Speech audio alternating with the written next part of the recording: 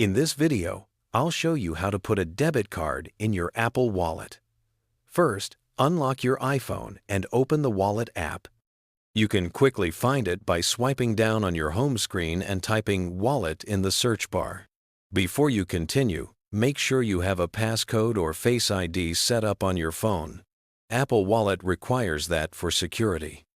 Once you're in the Wallet app, look at the top right corner and tap the plus icon to add a new card. You'll see several options for the types of cards you can add, like Apple Card, debit or credit card, transit cards, and even state IDs in some regions. Select Debit or Credit Card, then tap Continue. Now you'll have two ways to add your card. You can either use your iPhone's camera to scan your debit card or manually enter your details. While scanning works, it can sometimes be inaccurate, so the safer option is to choose Enter Card Details. Type in your name and card number, then tap Next.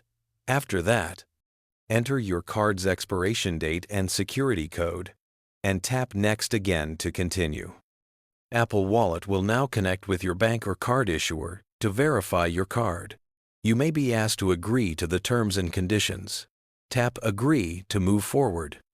Depending on your bank, you might also need to verify your identity.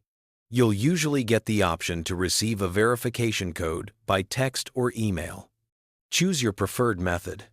Tap Next, then enter the code you receive and tap Next one more time.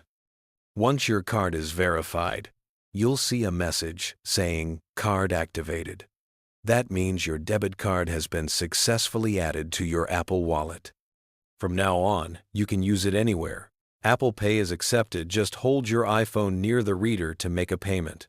You'll also see your new card inside the Wallet app, ready to use whenever you need it.